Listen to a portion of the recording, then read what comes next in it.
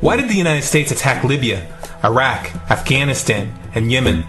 Why are U.S. operatives helping to destabilize Syria? And why is the United States government so intent on taking down Iran, in spite of the fact that Iran has not attacked any country since 1798? And what's next? What are we headed for? When you look at the current trajectory that we're on, it doesn't make any sense at all if you evaluate it based on what we're taught in school. And it doesn't make any sense if you base your worldview on the propaganda that the mainstream media tries to pass off as news. But it makes perfect sense once you know the real motives of the powers that be. In order to understand those motives, we first have to take a look at history. In 1945, the Bretton Woods Agreement established the dollar as the world reserve currency, which meant that international commodities were priced in dollars. The agreement, which gave the United States a distinct financial advantage, was made under the condition that those dollars would remain redeemable for gold at a consistent rate of $35 per ounce. The United States promised not to print very much money, but this was on the honor system, because the Federal Reserve refused to allow any audits or supervision of its printing presses. In the years leading up to 1970, expenditures in the Vietnam War made it clear to many countries that the U.S. was printing far more money than it had in gold. And in response, they began to ask for their gold back. This, of course, set off a rapid decline in the value of the dollar. The situation climaxed in 1971 when France attempted to withdraw its gold and Nixon refused. On August 15th, he made the following announcement. I have directed the Secretary of the Treasury to take the action necessary to defend the dollar against the speculators. I have directed Secretary Connally to suspend temporarily the convertibility of the dollar into gold or other reserve assets, except in amounts and conditions determined to be in the interest of monetary stability and in the best interest of the United States. This was obviously not a temporary suspension, as he claimed, but rather a permanent default. And for the rest of the world who had entrusted the United States with their gold, it was outright theft. In 1973, President Nixon asked King Faisal of Saudi Arabia to accept only U.S. dollars as payment for oil and to invest any excess profits in U.S. Treasury bonds, notes, and bills. In return, Nixon offered military protection for Saudi oil fields. The same offer was extended to each of the world's key oil-producing countries, and by 1975, every member of OPEC had agreed to only sell their oil in U.S. dollars.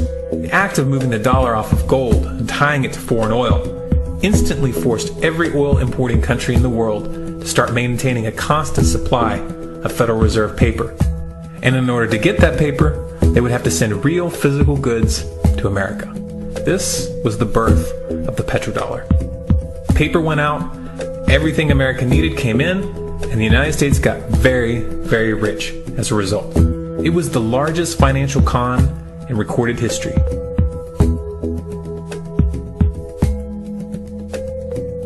The arms race of the Cold War was a game of poker. Military expenditures were the chips, and the U.S. had an endless supply of chips. With the petrodollar under its belt, it was able to raise the stakes higher and higher, outspending every other country on the planet, until eventually U.S. military expenditures surpassed that of all other nations in the world combined. The Soviet Union never had a chance. The collapse of the communist bloc in 1991 removed the last counterbalance to American military might. The United States was now an undisputed superpower with no rival. Many hoped that this would mark the beginning of a new era of peace and stability. Unfortunately, there were those in high places who had other ideas. Within that same year, the U.S. invaded Iraq in the first Gulf War. And after crushing the Iraqi military and destroying their infrastructure, including water purification plants and hospitals, crippling sanctions were imposed which prevented that infrastructure from being rebuilt. These sanctions, which were initiated by Bush Sr. and sustained throughout the entire Clinton administration, lasted for over a decade and were estimated to have killed over 500,000 children. The Clinton administration was fully aware of these figures. We have heard that 500,000 children have died. I mean, that's more children than died in Hiroshima. And you know, is the price worth it? I think this is a very hard choice, but we think the price is worth it. Miss Albright, what exactly was it that was worth killing 500,000 kids for? In In November of 2000, Iraq began selling its oil exclusively in euros. This was a direct attack on the dollar and on U.S. financial dominance, and it wasn't going to be tolerated. In response, the U.S. government, with the assistance of the mainstream media, began to build up a massive propaganda campaign claiming that Iraq had weapons of mass destruction and was planning to use them.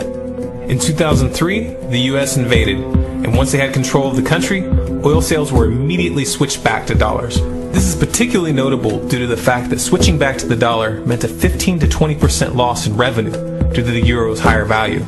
It doesn't make any sense at all unless you take the petrodollar into account. So I came back to see him a few weeks later, and by that time we were bombing in Afghanistan. I said, "Are we still going to war with Iraq?" And he said, "Oh, it's worse than that." He said, he reached over on his desk, he picked up a piece of paper, he said, I just got this down from upstairs, meaning the Secretary of Defense's office today, and he said, "This is a memo that describes how we're going to take out 7 countries in 5 years, starting with Iraq and then Syria, Lebanon, Libya, Somalia, Sudan, and finishing off Iran." Let's take a look at the events of the past decade and see if you see a pattern. In Libya, Gaddafi was in the process of organizing a bloc of African countries to create a gold-based currency called the dinar, which they intended to use to replace the dollar in that region. US and NATO forces helped destabilize and topple the Libyan government in 2011, and after taking control of the region, US armed rebels executed Gaddafi in cold blood and immediately set up the Libyan Central Bank. Iran has been actively campaigning to pull oil sales off of the dollar for some time now, and it has recently secured agreements to begin trading its oil in exchange for gold. In response, the U.S. government, with mainstream media assistance, has been attempting to build international support for military strikes on the pretext of preventing Iran from building a nuclear weapon. In the meantime, they established sanctions which U.S. officials openly admit are aimed at causing a collapse of the Iranian economy. Syria is Iran's closest ally, and they are bound by mutual defense agreements. The country is currently in the process of being destabilized with covert assistance from NATO, and though Russia and China have warned the United States not to get involved, the White House has made statements within the past month indicating that they are considering military intervention. It should be clear that military intervention in Syria and Iran isn't being considered. It's a foregone conclusion, just as it was in Iraq and Libya. The U.S. is actively working to create the context which gives them the diplomatic cover to do what they already have planned. The motive for these invasions and covert actions becomes clear when we look at them in their full context and connect the dots. Those who control the United States understand that even if a few countries begin to sell their oil in another currency, it will set off a chain reaction and the dollar will collapse. They understand that there is absolutely nothing else holding up the value of the dollar at this point, and so does the rest of the world. But rather than accepting the fact that the dollar is nearing the end of its lifespan, the powers that be have made a calculated gambit. They have decided to use the brute force of the U.S. military to crush each and every resistant state in the Middle East and Africa. That in itself would be bad enough, but what you need to understand is that this is not going to end with Iran. China and Russia have stated publicly and on no uncertain terms that they will not tolerate an attack on Iran or Syria. Iran is one of their key allies, one of the last independent oil producers in the region, and they understand that if Iran falls, then they will have no way to escape the dollar without going to war. And yet the United States is pushing forward in spite of the warnings. What we are witnessing here is a trajectory that leads straight to the unthinkable. It's a trajectory that was mapped out years ago in full awareness of the human consequences. But who was it that put us on this course? What kind of psychopath is willing to intentionally set off a global conflict that will lead to millions of deaths just to protect the value of a paper currency? It obviously isn't the president. The decision to invade Libya, Syria, and Iran was made long before Obama had risen to the national spotlight. And yet, he's carrying out his duty just like the puppets that preceded him. So who is it that pulls the strings? Often the best answer to questions like this are found by asking another question. Qui bono? Who benefits? Obviously those who have the power to print the dollar out of thin air have the most to lose if the dollar were to fall. And since 1913, that power has been held by the Federal Reserve. The Federal Reserve is a private entity owned by a conglomerate of the most powerful banks in the world. And the men who control those banks are the ones who pull the strings. To them, this is just a game. Your life and the lives of those you love are just pawns on their chessboard. And like a spoiled 4-year-old who tips the board onto the floor when they start to lose, the powers that be are willing to start World War III to keep control of the global financial system.